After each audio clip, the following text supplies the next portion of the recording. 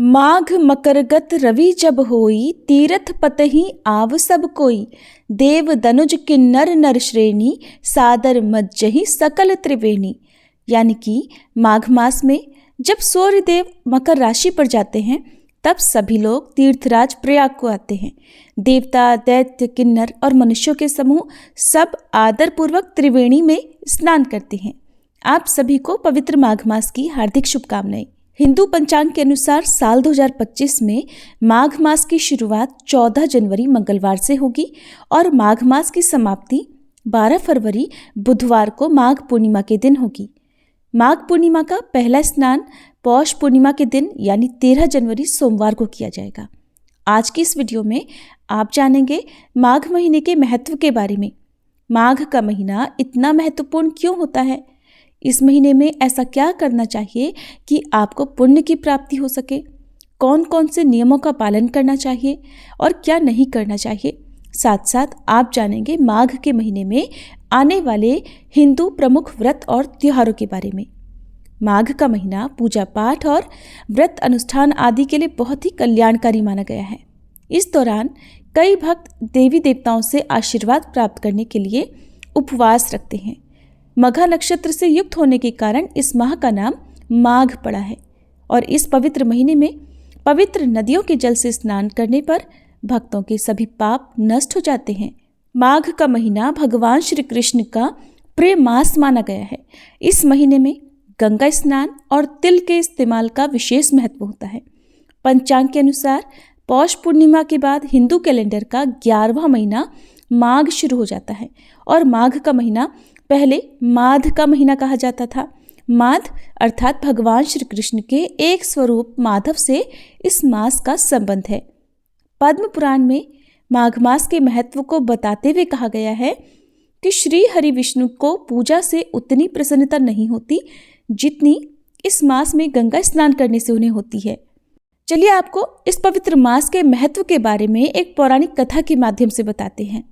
पौराणिक कथा के अनुसार माघ मास में गौतम ऋषि ने देवराज इंद्र को श्राप दे दिया था और इंद्रदेव ने प्रायश्चित करने के लिए इसी माह में गंगा स्नान करके शाप से मुक्ति पाई थी। प्राचीन काल में नर्मदा नदी के तट पर सुव्रत नामक एक ब्राह्मण देवता रहा करते थे। वह समस्त वेद वेदांगों, धर्मशास्त्रों और पुराणों के ज्ञाता थे। वे अनेक देशों की भाषाएं और लिपियां भी जानते थे। इतना विद्वान होने पर भी उन्होंने अपने ज्ञान का उपयोग कभी धार्मिक कार्यों में नहीं किया, बल्कि पूरा जीवन केवल धन कमाने में ही गंवा दिया। अब जब समय बीता और ब्राह्मण सुव्रत बूढ़े हो गए तब उन्हें याद आया कि मैंने तो अपने जीवन में धन बहुत कमाया, लेकिन परलोक सुधारने के लिए कोई काम ही नहीं किया। और ऐसा सोचकर अब वे पश्चाताप करने लगे और उसी रात चोरों ने उनके सारे धन को चुरा लिया। लेकिन इस बार धन चोरी का, धन के नुकसान होने का उन्हें बिल्कुल भी दुख नहीं हुआ, क्योंकि वह तो परमात्मा को प्राप्त करने के लिए उपाय सोच रहे थे। तभी उन ब्राह्मण को एक श्लोक याद आया। माघे निमग्ना सलिले सुशीते, विमुक्त पाप स्त्रीम दिवम प्रयान्ति। ब्राह्मण सुव्रत को अपने उद्धार का मूल मंत्र मिल गया और फिर उन्होंने माघ स्नान का संकल्प लिया और फिर अगले 9 दिनों तक प्रातःकाल नर्मदा के शीतल जल में स्नान किया और 10वें दिन स्नान करने के बाद उन्होंने अपना शरीर त्याग दिया। ब्राह्मण सुव्रत ने जीवन भर कोई अच्छा काम नहीं किया था, लेकिन माघ मास में स्नान करने के पश्चाताप से उनका मन निर्मल हो चुका था। जब उन्होंने अपने प्राण त्यागे तो उन्हें लेने दिव्य विमान आया और उस पर बैठकर वे स्वर्गलोक चले गए। जिन मनुष्यों को चिरकाल तक स्वर्ग में रहने की इच्छा हो, उन्हें माघ मास में सूर्य देव के मकर राशि में स्थित होने पर पवित्र नदी में सुबह स्नान अवश्य करना चाहिए और इस महीने से सभी मांगलिक कार्य प्रारंभ हो जाते हैं। खरमास की समाप्ति हो जाती है और माघ के महीने में पवित्र नदियों के तट पर मेला लगता है। इस माह से जब सूर्य उत्तरायण होने लगते हैं तब धीरे धीरे ठंड भी कम होने लगती है और माघ मास में कल्पवास का विशेष महत्व है। माघ मास में संगम के तट पर निवास को कल्पवास कहते हैं। माघ महीने में जहाँ कहीं भी जल हो तो ऐसा माना जाता है कि वह गंगा जल के समान पवित्र हो जाता है। इसलिए इस महीने में स्नान करने से सुख, सौभाग्य, धन, संतान और मोक्ष की प्राप्ति होती है। इस महीने में शीतल जल के अंदर डुबकी लगाने वाले मनुष्य जन्म जन्मांतर के पापों से मुक्त हो जाते हैं। पौष पूर्णिमा के दिन से ही माघ स्नान प्रारंभ हो जाता है, जो कि माघ पूर्णिमा पर समाप्त होता है। ऐसी मान्यता है कि इस पवित्र महीने में देवता धरती पर आकर मनुष्य रूप धारण करते हैं और प्रयाग में स्नान करके ध्यान, दान और जप करते हैं। इसीलिए प्रयाग में स्नान का खास महत्व है, जहाँ पर स्नान करने से भक्तों की सभी मनोकामनाएं पूर्ण हो जाती हैं। माघ पूर्णिमा के दिन अगर पुष्य नक्षत्र हो तो इस तिथि का महत्व और भी बढ़ जाता है। इस पवित्र मास में हर दिन नियम से भगवत गीता का पाठ करना चाहिए। अब आपको बताते हैं कि माघ के महीने में ऐसे कौन से नियम हैं जिनका पालन करने से आपको पुण्य की प्राप्ति हो सकती है, और ऐसे कौन से काम हैं जिन्हें करने से बचना चाहिए। जिस तरह से भक्तगण, श्रद्धालुगण कार्तिक मास के नियमों का पालन करते हैं, कार्तिक मास में व्रत उपवास रखते हैं, उसी तरह से माघ मास में भी कुछ नियम उठाए जाते हैं। तो माघ मास में पहले जाने क्या करना चाहिए। सबसे पहला काम कि माघ मास में गंगा स्नान का विशेष महत्व है।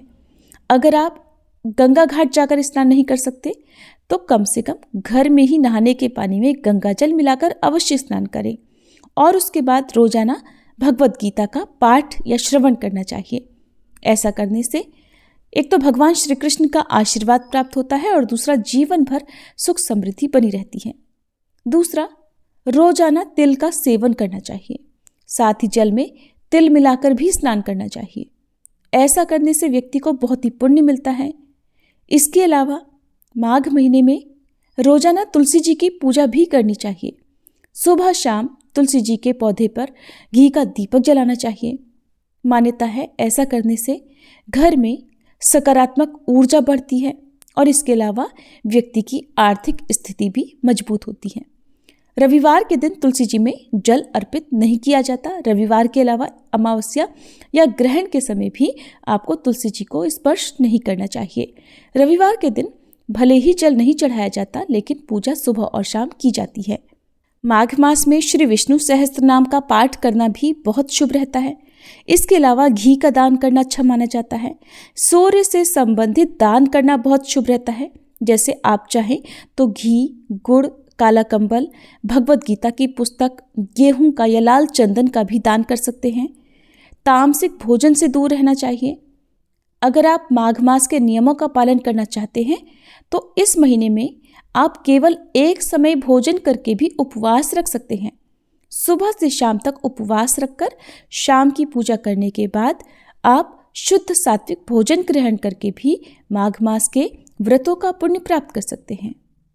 अपने पितरों को मोक्ष दिलाने या खुद मोक्ष प्राप्ति की इच्छा रखने के लिए इस मास में पड़ने वाली दोनों पक्षों की यानी कृष्ण और शुक्ल पक्ष की एकादशी व्रत का पालन अवश्य करना चाहिए। इस महीने में किसी सार्वजनिक जगह पर जैसे नदी, तालाब आदि के किनारे कोई पवित्र पौधा, हमारे सनातन धर्म में जो पवित्र वृक्ष, पवित्र पौधे बताए गए हैं, जैसे केला, आंवला, पीपल, बेल का पेड़ या अशोक आदि का पौधा भी आप लगा सकते हैं। इस महीने में भगवान श्री कृष्ण की पूजा अवश्य करें। नियमित रूप से भगवान को भोग लगाकर भोग में तुलसी के पत्ते जरूर रखें। शालिग्राम भगवान की पूजा करें। माघ मास के व्रतों का ये नियमों का उद्यापन आपको माघ पूर्णिमा के दिन विधि विधान से करना चाहिए। इस दिन आपको अपनी सामर्थ्य के अनुसार दान दक्षिणा किसी गरीब जरूरतमंद व्यक्ति को देकर और मंदिर में भगवान श्री कृष्ण के दर्शन करके पुजारी जी को कुछ दान दक्षिणा या भोजन आदि कराकर उद्यापन करना चाहिए। ऐसा करने से आपके द्वारा रखे गए माघ मास के संपूर्ण व्रतों का फल आपको अवश्य प्राप्त होगा। जिस तरह से कार्तिक मास में दीपदान किया जाता है, उसी तरह से माघ मास में नियमित रूप से दीपदान अवश्य करें। दीपदान आप तुलसी के पौधे में या अन्य पवित्र वृक्षों में और इस महीने में आने वाले प्रमुख व्रत और त्योहारों के शुभ अवसर पर भी आप अपने आसपास मंदिरों में, पवित्र पौधों के नीचे, वृक्षों के नीचे दीपदान कर सकते हैं। हर दिन नियम से अपने घर के मुख्य द्वार पर एक दीपक माघ मास में नियमित रूप से जलाना चाहिए। माघ मास के नियमों का पालन करने वाले लोगों को इस महीने में मूली और हरे धनिये का सेवन नहीं करना चाहिए, यानी इन चीज़ों का त्याग करना चाहिए। अब जानते हैं साल 2025 में माघ के महीने में आने वाले प्रमुख हिंदू व्रत और त्योहारों के बारे में। ये कौन कौन से व्रत हैं जिनमें आप स्नान दान आदि कर सकते हैं, व्रत रख सकते हैं यदि आप पूरे महीने व्रत ना रख पाए तो। माघ मास का सबसे पहला व्रत है 17 जनवरी शुक्रवार को, जो कि सकट चौथ का व्रत है, जिसे तिलकुटा चौथ, तिल चौथ आदि भी जानते हैं। इस व्रत में भगवान गणेश की पूजा की जाती है। 25 जनवरी शनिवार को षटतिला एकादशी है, जो कि माघ मास के कृष्ण पक्ष की एकादशी रहेगी। 27 जनवरी सोमवार को सोम प्रदोष व्रत रहेगा। 29 जनवरी बुधवार को मौनी अमावस्या होगी, जो कि माघ मास की अमावस्या होती है। इस दिन मौन रहकर स्नान दान व्रत आदि किया जाता है। और ठीक अगले दिन से यानी 30 जनवरी गुरुवार से माघ मास की गुप्त नवरात्रि प्रारंभ होंगी, जो कि 7 फरवरी शुक्रवार को समाप्त होंगी। आमतौर पर प्रकट नवरात्रि में माँ दुर्गा के 9 स्वरूपों की पूजा की जाती है, लेकिन गुप्त नवरात्रि में 10 महाविद्याओं की भी पूजा की जाती है। गुप्त नवरात्रि पूरे 10 दिनों तक चलती है।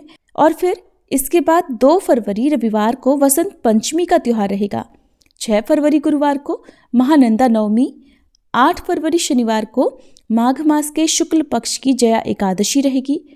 10 फरवरी सोमवार को सोम प्रदोष व्रत रहेगा, यानी इस बार दोनों ही प्रदोष व्रत सोमवार के दिन पड़ रहे हैं और दोनों ही एकादशी व्रत शनिवार के दिन पड़ रहे हैं।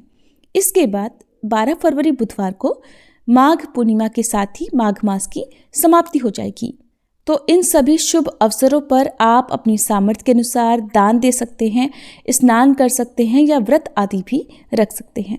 ये थी माघ मास के विषय में जानकारी। अगर आपको पसंद आई हो तो वीडियो को लाइक करके हमारे चैनल को भी जरूर सब्सक्राइब कीजिएगा, ताकि इसी तरह की और अन्य जानकारी आपको समय समय पर मिल सके।